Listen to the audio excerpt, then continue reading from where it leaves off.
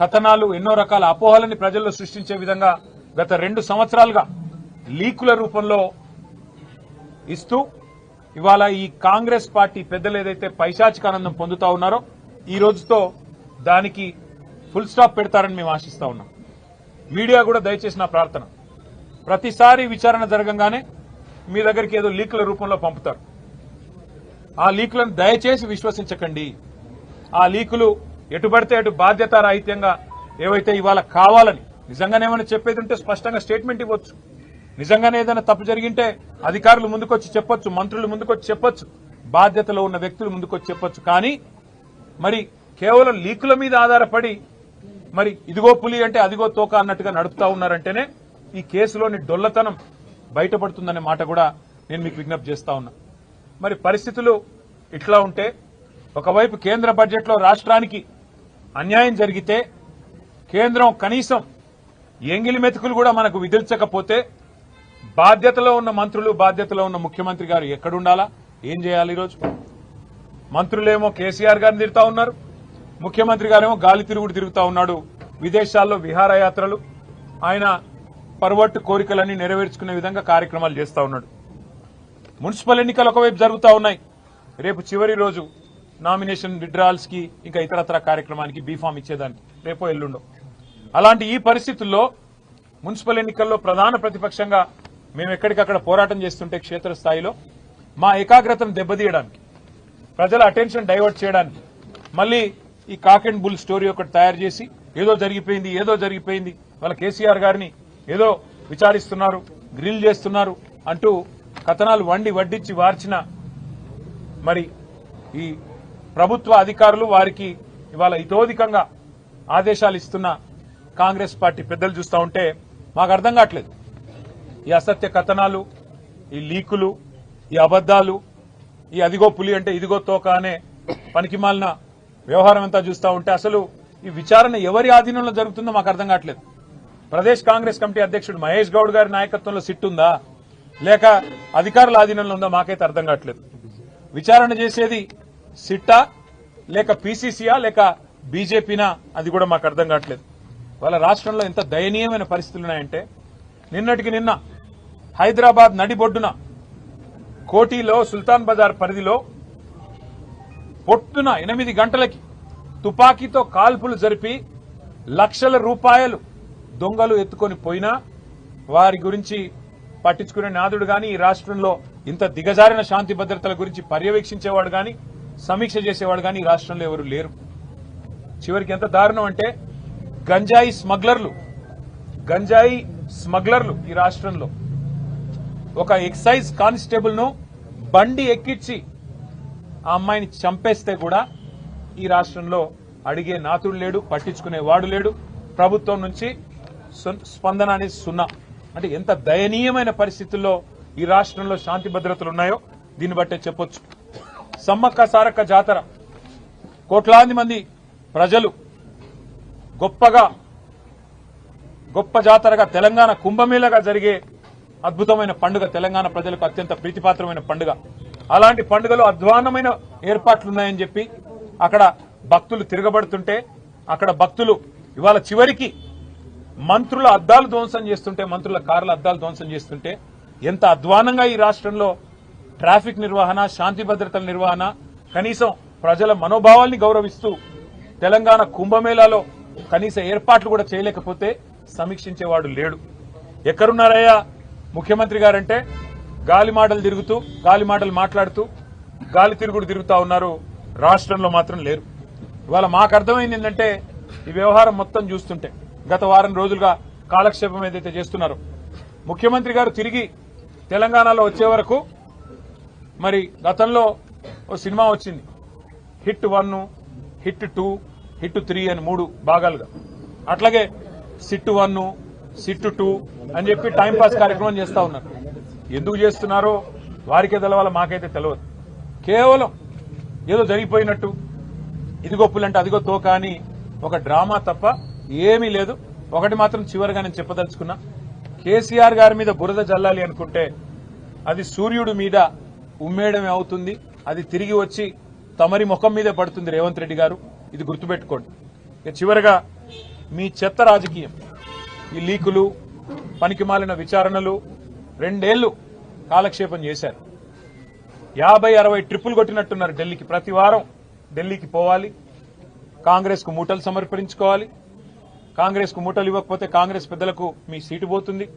అట్లాగే ఢిల్లీలో ఉండే బీజేపీ పెద్దలను అర్ధరాత్రి దొంగరాత్రి వెళ్లి కాలు పట్టుకోవాలి. నా కేసులు దయచేసి పెట్టకండి, దయచేసి నేను అవసరమైతే భవిష్యత్తులో మీతో కలిసి నడుస్తా అని కాళ్ళు పట్టుకోవాలి. ఇది ఒకటే మీకు తెలిసింది. ఈ 2 ఏళ్లలో మరి మీరు రాష్ట్రానికి సాధించింది ఏమన్నా ఉందా దయచేసి చెప్పాలని చెప్పి నేను రాష్ట్ర ప్రభుత్వాన్ని అడుగుతా ఉన్నా. బుద్ధి తెచ్చుకొని ఇప్పుడు అన్ని ట్రై చేశారు మీరు. కాళేశ్వరం అన్నారు, స్కామ్ అన్నారు. 93,000 కోట్లు ఖర్చు అయిన దానిలో 1,00,000 కోట్ల స్కామ్ అన్నారు. అట్లాగే ఫార్ములా ఈ కుంభకోణం అన్నారు, ఏదో జరిగిందన్నారు. విద్యుత్ విషయంలో ఏదో రిటైర్డ్ జడ్జి గారు, సుప్రీంకోర్టు జడ్జి మదన్ లోకూర్ గారు నేసి ఏదో సాధిస్తామన్నారు. మరి ఇప్పుడు ట్యాపింగ్ అంటూ 2 ఏళ్లుగా టైంపాస్ చేస్తున్నారు. ఒక్కొక్కటిగా ప్రజలకు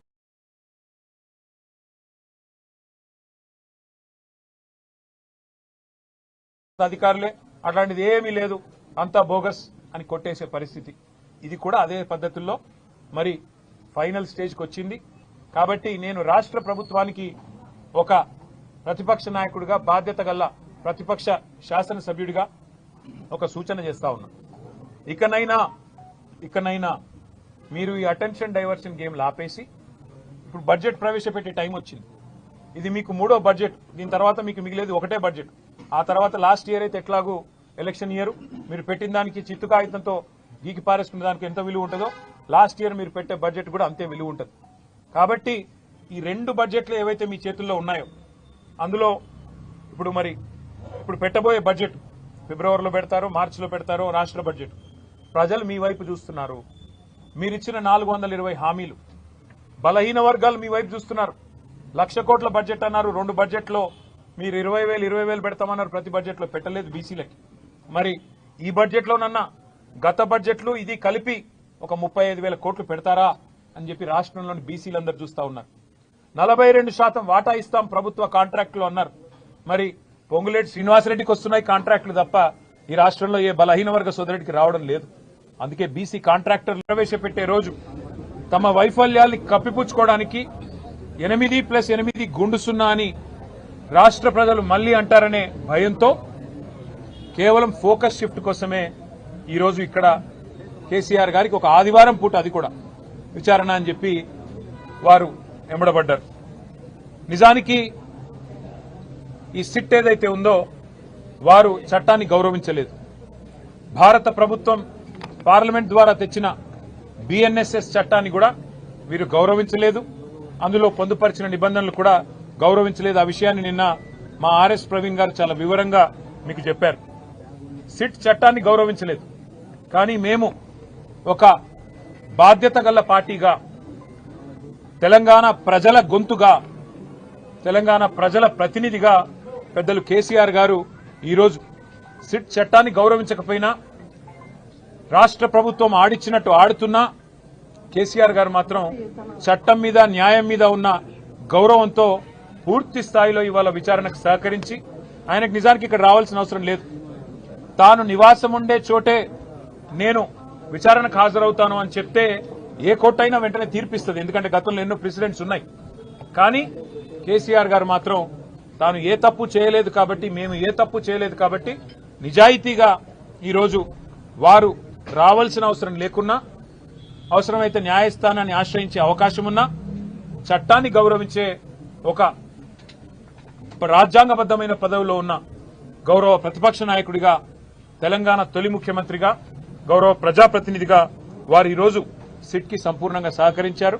వారు అడిగిన ప్రతి ప్రశ్నకి స్పష్టంగా కుండబద్దలు కొట్టినట్టుగా సమాధానం ఇచ్చారు. ఈ రోజుతో నాకు అర్థమైన కాడికి, నాకు తెలిసిన కాడికి మరి ఈ రాష్ట్రంలోని పోలీస్ యంత్రాంగానికి, ముఖ్యంగా ఈ రాష్ట్ర డీజీపీకి, సిట్కి నాయకత్వం వహిస్తున్న పెద్దలకి ఒక విషయం తేటతెల్లమైందని నేను అనుకుంటా ఉన్నా. అసలు ఎలాంటి తప్పు జరగలేదు అనే మాట స్పష్టంగా ఈ విచారణను నిర్వహిస్తున్న అధికారులకు ఇవాళ తేటతెల్లమైందని చెప్పి నేను భావిస్తా ఉన్నా. ఎందుకంటే నిజానికి ఏ తప్పు జరగలేదు, ఏ తప్పు ఎక్కడా కూడా మా ప్రభుత్వం ఎన్నడూ చేయలేదు. ఎన్నో పుకార్లు, ఎన్నో నీలాపనిందలు, ఎన్నో రకాల కథనాలు, ఎన్నో రకాల అపోహలని ప్రజల్లో సృష్టించే విధంగా గత 2 సంవత్సరాలుగా లీకుల రూపంలో ఇస్తూ ఇవాళ ఈ కాంగ్రెస్ పార్టీ పెద్దలు ఏదైతే పైశాచిక ఆనందం పొందుతా ఉన్నారో ఈ రోజుతో దానికి ఫుల్ స్టాప్ పెడతారని మేము ఆశిస్తా ఉన్నాం. మీడియా కూడా దయచేసి నా ప్రార్థన, ప్రతిసారి విచారణ జరగంగానే మీ దగ్గరికి ఏదో లీకుల రూపంలో పంపుతారు. ఆ లీకులను దయచేసి విశ్వసించకండి. ఆ లీకులు ఎటుబడితే అటు బాధ్యతారాహిత్యంగా ఏవైతే ఇవాళ కావాలని నిజంగానే ఏమైనా చెప్పేది ఉంటే స్పష్టంగా స్టేట్మెంట్ ఇవ్వచ్చు.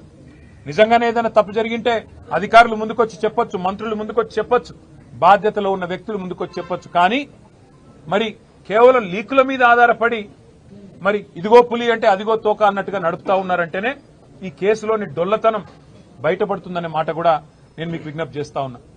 మరి పరిస్థితులు ఇట్లా ఉంటే ఒకవైపు కేంద్ర బడ్జెట్లో రాష్ట్రానికి అన్యాయం జరిగితే కేంద్రం కనీసం ఎంగిలి మెతుకులు కూడా మనకు విధించకపోతే బాధ్యతలో ఉన్న మంత్రులు, బాధ్యతలో ఉన్న ముఖ్యమంత్రి గారు ఎక్కడుండాలా, ఏం చేయాలి? ఈరోజు మంత్రులేమో కేసీఆర్ గారిని తిరుగుతా ఉన్నారు, ముఖ్యమంత్రి గారేమో గాలి తిరుగుడు తిరుగుతా ఉన్నాడు. విదేశాల్లో విహారయాత్రలు, ఆయన పర్వట్టు కోరికలన్నీ నెరవేర్చుకునే విధంగా కార్యక్రమాలు చేస్తా ఉన్నాడు. మున్సిపల్ ఎన్నికలు ఒకవైపు జరుగుతూ ఉన్నాయి. రేపు చివరి రోజు నామినేషన్ విత్డ్రాల్స్ కి ఇంకా ఇతరత్ర కార్యక్రమానికి బీఫామ్ ఇచ్చేదానికి రేపో ఎల్లుండో.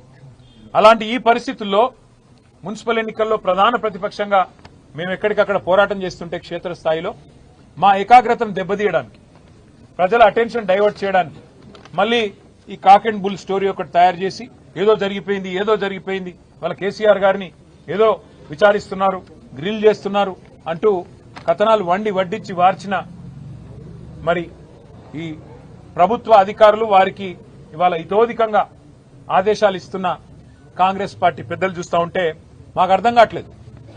ఈ అసత్య కథనాలు, ఈ లీకులు, ఈ అబద్దాలు, ఈ అదిగో పులి అంటే ఇదిగో తోక అనే పనికిమాలిన వ్యవహారం అంతా చూస్తూ ఉంటే అసలు ఈ విచారణ ఎవరి ఆధీనంలో జరుగుతుందో మాకు అర్థం కావట్లేదు. ప్రదేశ్ కాంగ్రెస్ కమిటీ అధ్యక్షుడు మహేష్ గౌడ్ గారి నాయకత్వంలో సిట్ ఉందా, లేక అధికారుల ఆధీనంలో ఉందా మాకైతే అర్థం కావట్లేదు. విచారణ చేసేది సిట్టా, లేక పీసీసీయా, లేక బీజేపీనా, అది కూడా మాకు అర్థం కావట్లేదు. వాళ్ళ రాష్ట్రంలో ఎంత దయనీయమైన పరిస్థితులు ఉన్నాయంటే నిన్నటికి నిన్న హైదరాబాద్ నడిబొడ్డున కోటిలో సుల్తాన్ బజార్ పరిధిలో పొట్టున 8 గంటలకి తుపాకీతో కాల్పులు జరిపి లక్షల రూపాయలు దొంగలు ఎత్తుకొని పోయినా వారి గురించి పట్టించుకునే నాదుడు గాని, ఈ రాష్ట్రంలో ఇంత దిగజారిన శాంతి భద్రతల గురించి పర్యవేక్షించేవాడు గాని